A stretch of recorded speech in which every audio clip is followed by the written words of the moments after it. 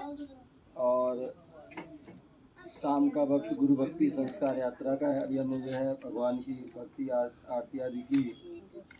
तो अब जो है यदि आपके मन में किसी प्रकार की कोई जिज्ञासा हो तो आप पूछ सकते हैं। किसी प्रकार कोई प्रश्न आपके अंदर में हो धर्म संबंधी, ठीक है ना, तो आप लोग पूछ सकते हैं। बेसिक प्रश्न है, जैसे हमारे जो 24 तीर्थंकर भगवान हैं, मुझे उनके नामों के किसी किसी भगवान के नामों के अर्थ नहीं पता। जैसे कुंथुनाथ, जैसे अरेनाथ, तो और जो इनकी वो जयमाला बनती है गुरुदेव, उसमें भी जो आता है ना, तो वो समझ अगर उनके नामों के अर्थ पता लग गया तो और मन में भाव आए गुरुदेव। ओम नमः सिद्धेभ्यः।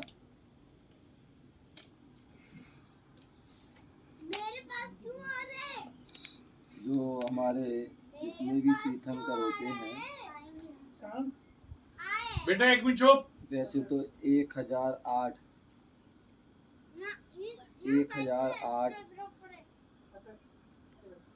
1008 शुभ लक्षण उनके होते हैं और उनके नाम होते हैं और उनमें अनेक प्रकार के गुण उनमें पाए जाते हैं। इसके अलावा जो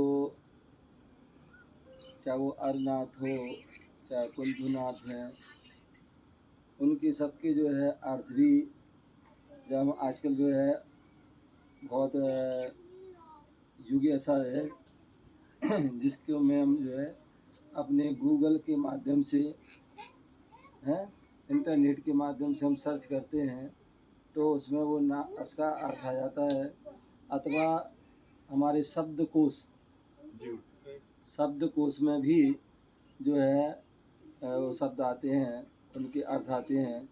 सामान्यतः जैसे कुंथु हम लोग मुनिराज के प्रतिगण होता है, तो उन प्रतिगण में जो जब हम आलोचना आदि पढ़ते हैं तो उसमें कुंथु जो जीव होता है, छोटा जीव होता है, क्या होता है, एक छोटा जीव होता है, उसको भी कुंथु कहते हैं, ठीक है ना। तो ऐसे जो है हर चीज़ की जो है अर, जैसे अरिहंत की जो है अर है, तो अर में क्या वहाँ पर शत्रु भी लिया गया है, ठीक है ना। तो जिन्होंने जो है कर्म रूपी शत्रुओं को जो है नष्ट कर दिया, ऐसे अर हंत, ठीक है ना, अर प्लस हंता, ठीक है ना। तो ऐसे जो है अपन जब उसको और विशेष में देखेंगे तो उसमें आपके लिए सभी उसके अर्थ मिल जाते हैं डायरेक्टरी में, शब्दकोश में और अपने गूगल आदि में, तो उसका पूरा होता है। महाराज जी, मैं ये जानना चाहती हूँ कि श्रावक को हरी हल्दी खाना चाहिए कि नहीं? अदरक जैसी आती है ना हल्दी, उसको खींच के सुखा लेते हैं और फिर वो खाने योग्य है कि नहीं है? बहुत सुंदर है। रत्नकंड श्रावकाचार ग्रंथ है और उसमें आचार्य समंत भद्र स्वामी ने वह ग्रंथ लिखा है, उस जिसमें लगभग 150 गाथाएं के लगभग हैं और उसमें संस्कृत टीका आचार्य प्रभाचंद स्वामी ने करी है। तो जब तीसरे या चौथे अधिकार में श्रावक के व्रतों के 12 व्रतों का वर्णन चल रहा है और उसमें भोग उपभोग परिमाण आदि जो है व्रत दिए गए हैं, तो उसमें जो है वहाँ पर जो है कौन से भक्ष अभक्ष आदि के बारे में दिया है। तो उसमें एक जो वहाँ पर जो है नीचे टिप्पण आदि में जो है बात आई, जो मूल कर्माणी आदि एक गाथा है, तो जो जमीन गंध आदि के बारे में दिया जिसमें हमें क्या खाना चाहिए क्या नहीं चाहिए। तो उसमें जो है ना बात आई कि जो आलू मूली गाजर शकला प्याज आदि दे हैं, ये जमीन गंध हैं और जमीन गंध होते हैं, इनको खाने से उनमें जो है अनेक जीवों की व्याधना होती है, इसलिए नहीं खाना चाहिए। तो किसी ने जो है प्रश्न किया कि जो है अदरक जो होती है या जिसे हम जो है सौंठ कहते हैं, तो और हल्दी, ठीक है ना, तो ये हम जो है खा सकते हैं नहीं खा सकते, जैसे आपने पूछा। तो अगर खाते हैं तो फिर ज़मीन का जिसका त्याग है दोष लगेगा, ठीक है ना। तो वहाँ पर उन्होंने कहा है कि जो आलू प्याज आदि जो है, शकला, मूली, गाजर आदि जो हैं वो जमीन कंद जो हैं, और जो अदरक और जो हल्दी। हल्दी है वो जो है कहते हैं उसको सुखा ली जाती है। सुखा ली जाती है तो सूखने पर जो है वो काष्ठ वनस्पति हो जाती है। क्या हो जाती है? काष्ठ वनस्पति। काष्ठ वनस्पति हो जाती है। तो सूखने पर हम उसका सेवन औषधि आदि के उससे उससे मतलब जो है निमित्त आदि से, या उसको हम ले सकते हैं। लेकिन जो है आलू, प्याज, मूली, गाजर आदि इसको आप सुखा नहीं सकते। नहीं सूखता भी नहीं। सुखाओगे तो वो सड़ जाएगा, हाँ। खराब हो जाएगा, ठीक है ना। तो इसलिए जो है वहाँ पर बोल दिया अदरक को आप सुखाएंगे तो वो जो है काष्ठ वनस्पति के रूप में धारण करके वह हल्दी का रूप जो क्या नाम सौंठ का रूप धारण करती है। और सौंठ हम सामान्यतः में नहीं खाते हैं, केवल जो है जब दवाई आदि की जो सर्दी आदि जो भी करी परेशानी तब खाते हैं, ठीक है। उसी प्रकार जो है हल्दी भी कितनी मात्रा में व्यक्ति लेता है, थोड़ी बहुत मात्रा में जो है व्यक्ति आदि डलती है। नहीं महाराज जी, जो घड़ी सूख रही है वो तो ठीक है, वो तो हो रही है, और जब हमने हरी को ही खिंच के और सुखा लिया हरी हरी नहीं, तो वो उसमें मेरा प्रश्न है। हरी नहीं, सूखी। हाँ, जो खड़ी सूख रही है उसमें तो दोष नहीं है, क्योंकि वो तो अपन लोग खा रहे हैं। नहीं, अगर जैसे है देखो, अगर तुम वैसे तो हमने मतलब इसको आपको अनुभव करना पड़ेगा आपको कि वैसे तो जो है सूखी तो सूखती है, वो तो हाँ, सही है, सही है। हाँ, लेकिन गीली आदि का तो देखना पड़ेगा सुखा के। हाँ, तो उसमें अगर खराब वैसे नहीं हुई, क्योंकि मतलब उस दोनों की वनस्पति में अंतर है। वो काष्ठ वनस्पति हाँ, में आ ये रहे तो हैं कच्ची सुखा रहे हैं। तो सूख जाती है। तो एक बार मतलब करके देखना, अगर जो है जो पीस करके सूख जाती है तो कोई दिक्कत नहीं। अगर नहीं सूखती है तो जो उसको नहीं, सूख तो जाती है, बहुत हाँ, अच्छे से सूख जाती है। तो उसमें कोई दिक्कत नहीं आती ना। हाँ, हाँ, तो फिर नहीं आएगी, उसमें सड़ेगी नहीं, हाँ, नहीं सड़ती क्योंकि वो नहीं। काष्ठ वनस्पति है, हाँ, ठीक है ना। इसलिए आचार्य भवन ने वहाँ पर कहा है कि हल्दी और जो है सौंठ को जो है आहार वगैरह में भी दे सूख सकते करके, हैं। सूखा करके, हाँ, गीली न लें, सुखा करके उसको आप ले सकते हैं, उसमें दोष नहीं रहेगा, ठीक है। बाकी अन्य चीज़ों में दोष रहेगा, नमोस्तु महाराज। और बाकी अच्छा है। मेरी जिज्ञासा ये है कि जो कुगुरु कुदेव कुशास्त्र है और जो अपने आगम में जो कुछ हेर फेर किन्हीं के द्वारा की गई है, अब नाम तो उच्चारण करना सही नहीं रहेगा, जिनके भी द्वारा आगम में छेड़छाड़ की गई है, तो वो शास्त्र किस कैटेगरी में आएंगे। और साथ ही मेरा एक और प्रश्न है कि जो कुगुरु कुदेव कुशास्त्र आदि का अपन त्याग कर देते हैं, तो जो अपने घर में जो स्थित रहते हैं तो उन चीज़ों का क्या करना चाहिए, चित्र आदि का। ओम नमः शिवाय। देखिए जो है हमें शुरू से ही हमारे लिए ध्यान रखना चाहिए, हमने जैन कुल में जन्म लिया है। क्या किया है? यदि हमने जैन कुल में जन्म लिया है तो हमने अभी कल परसों भी बताया था कि अशोक जी खड़े हो जाएं। जैनी कौन? जैन किसे कहते हैं? जैनी की छोटी सी परिभाषा क्या है? जिनेंद्र मार्ग पे चलने, जिनेंद्र मार्ग आगम के द्वारा बताए गए मार्ग पर जो व्यक्ति चले, मेरे हिसाब से वो जैन है। जन्म से नहीं, जन्म ने कुल ले लिया वो नहीं। अगर कोई भी व्यक्ति आप खड़े हो जाओ, बोलो क्या बोलो। जिनदेव को मानने वाले। बहुत बढ़िया। जो जिनको माने वो जैन है। जी क्या हम सभी जैन हैं? मतलब सच्चा जैनी वही है जो जिनको माने, जिनके अलावा किसी को नहीं माने, वो ही सच्चा जैन। जब हमने इतनी परिभाषा जान ली तो फिर हमारे लिए अन्य किसी की जो है कोई आवश्यकता है नहीं। हमारे यहाँ देव साज गुरु ही पूजनीय है, वंदनीय। दूसरी बात, अन्य की तो छोड़ो, यदि अपने भी जो है भगवान, चाहे महावीर का, चाहे कोई किसी भगवान का हो, या कोई गुरु का भी कैलेंडर है, या जो है क्या नाम जो है फोटो आदि कुछ भी है, तो वो हमारे यहाँ केवल अवलोकनीय तो है, उसको अवलोकन कर सकते हैं, लेकिन वो पूजनीय नहीं है, वंदनीय नहीं है। हम उनको देख करके हम उनकी याद कर सकते हैं, उनके गुणों को याद कर सकते हैं, ना कि हम उनको नमस्कार करें या उनकी पूजा करने लग जाए, वो कुछ करने लगे, ठीक है ना। तो वो हमारे लिए जो है एक प्रतीक रूप में है। तो इसलिए हमारे कैलेंडर आदि कोई जो है वो कुछ नहीं। यहाँ तक कि जो है कैलेंडर छोड़ो, हमारे यहाँ यदि मूर्ति रखी है, चाहे वो धातु की हो, चाहे वो रत्नों की हो, चाहे पाषाण की हो, मूर्ति भी है और वो बिना प्रतिष्ठित है, बिना प्रतिष्ठित है तो वो भी पूजनीय नहीं है। तो इसलिए जब हमारे यहाँ कह दिया तो जो है फिर अन्य देवी देवता या अन्य जो है किसी प्रकार की जो है वो कैलेंडर आदि की तो बात ही नहीं है। तो सबसे अच्छा है कि हमें अपने जो है जब भी कुछ है अपने घर में या जहाँ पर भी हो, सबसे अच्छा है ये चीज़ ना हो कोई भी चीज़, लेकिन यदि रखना ही है तो कम से कम देव सा गुरु की रखें तो फिर भी ठीक है, देव सा गुरु की रखें तो ठीक है, क्योंकि उनको देख करके हम उनको वो उसकी याद आएगी, उनके गुणों की याद आएगी, ठीक है ना। तो उससे तो हमारा सम्यक दर्शन सिद्धांत आदि बढ़ेगा, ठीक है ना। लेकिन अन्य अन्य अन्य की हम रखते हैं तो उनको देखकर उनको नमस्कार आदि करके तो हमारा मिथ्यात्व का ही पोषण होगा, ठीक है ना। तो इसलिए इस बात का हमें ध्यान रखना है। दूसरी बात जो है हमारे यहाँ कहा गया कि जो जो शास्त्र किसे कहते हैं, आगम किसे कहते हैं, ग्रंथ किसे कहते हैं, जिनवाणी किसे कहते हैं, तो उसके लिए कहा गया कि आगम जो 3 शब्द से बना है, आगाम, आ माने अरहंत के द्वारा कहा गया है, गा माने गणधर के द्वारा गूथा गया है, और माँ माने मुनियों के द्वारा।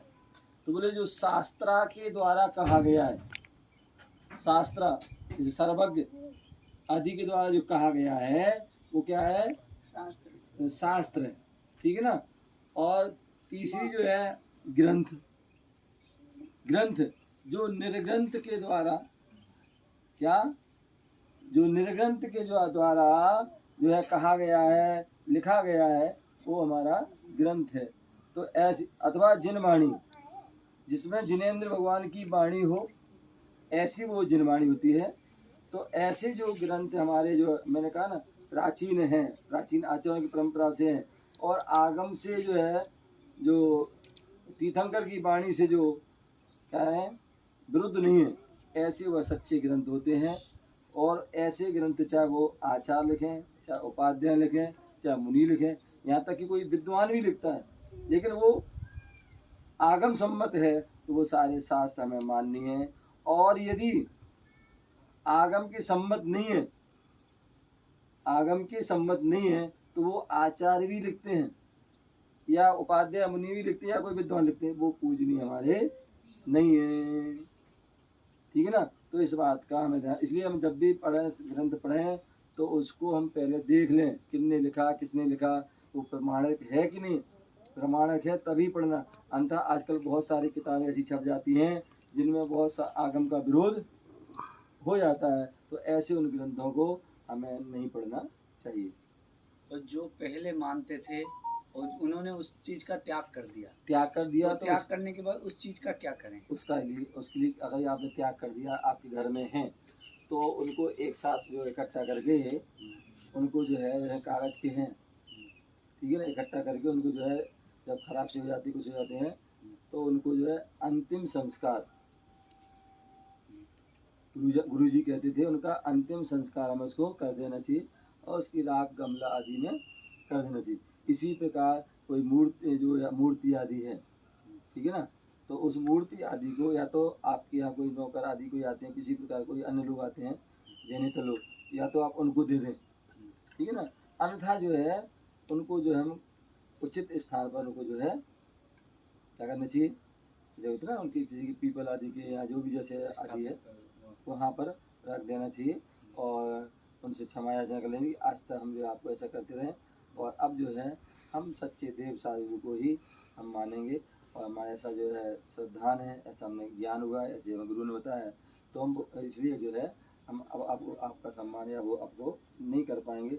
हाँ, हम आपका अनादर भी नहीं करेंगे। तो ऐसा कल बोल करके वहाँ रखा है और बाकी अपने जो निकट के घर के निकट के पास में जो मंदिर है वहाँ जा कर के एक श्रीफल चढ़ाएं और श्रीफल चढ़ाकर बोलें कि आज तक जो हम अन्य देवी देवताओं को हम पूजते रहे, मानते रहे, अज्ञानता के कारण, अबोधता के कारण, अब हमें सच्चा ज्ञान, सम्यक ज्ञान हुआ है, इसलिए अब हम जो है उनको जो है नहीं जो है हम मानेंगे। अब केवल हम देव सागुरु की शरण में ही रहेंगे, उनको ही आराधना भक्ति करेंगे। ऐसा आप हमारी जो है धर्म की और हमारी रक्षा करें। ओम नमः ऐसे करके जो है 9 बार का नमो का पढ़ के उसका क्या करना चाहिए? क्या बोल रहे हैं? विधान में जो मंगल कलश मिलता है ना हमें, उसमें सरसों, हल्दी, सुपारी उसमें जो वगैरह। सुपारी वगैरह और बहुत सुंदर। गोला होता है उसका क्या करना ठीक। चाहिए? बहुत सुंदर। जब भी कोई धार्मिक आयोजन होते हैं और उन धार्मिक आयोजन में कलश, मंगल कलश जो है, क्योंकि हमने कहा ना सठखंडागम ग्रंथ में आचार्य पुष्पदंत भूतबली ने 2 प्रकार के मंगल कहे हैं, एक चेतन मंगल और एक अचेतन मंगल। चेतन मंगल में पंच परमेष्टि मंगल है और भी कन्या आदि बहुत सारी चीज़ें मंगल हैं। तो और दूसरी उसी प्रकार अचेतन में जो है कलश, सरसों, सुपारी क्रियाओं में उसको उपयोग कर सकते हैं। ऐसा हमें ध्यान रखना। ठीक है, अभी क्वेश्चन बहुत सुंदर। मैं हमेशा कहता हूँ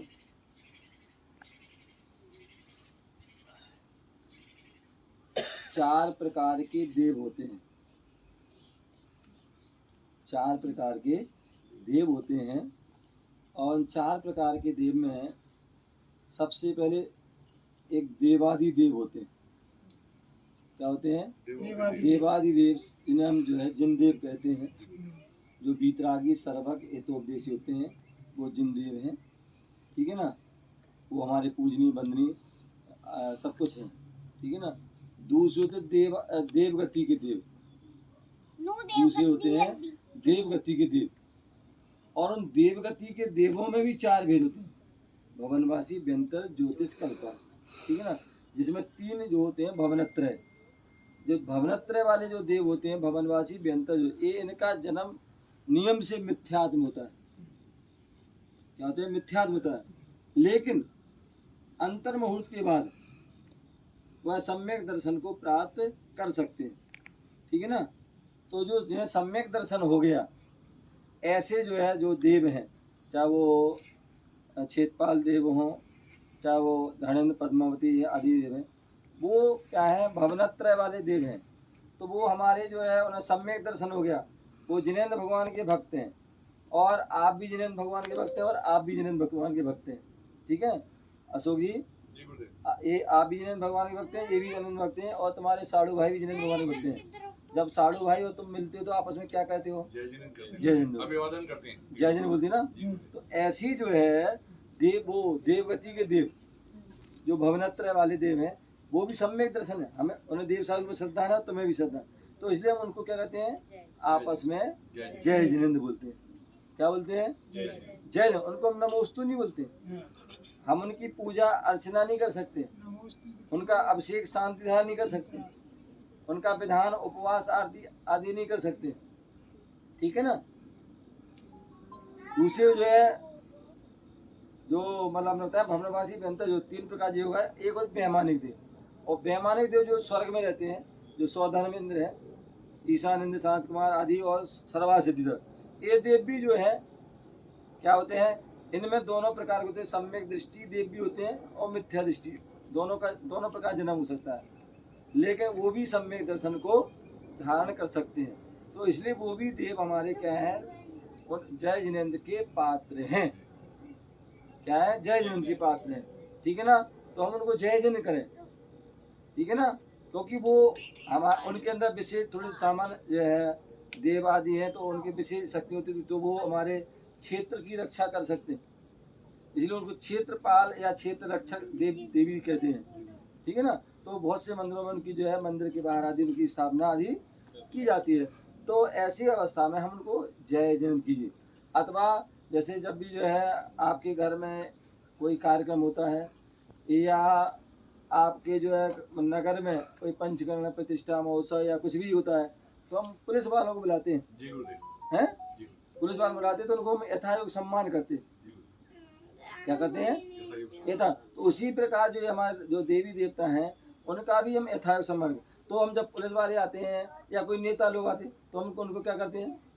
कपड़ा भी कई बार कपड़े से सम्मान करते हैं। कभी मोमेंटो देकर सम्मान करते हैं, कभी फल आदि उनको मिष्ठान भी देते हैं, कभी भोजन आदि कराते हैं, नाश्ता भी ब्रेकफास्ट आदि कराते हैं।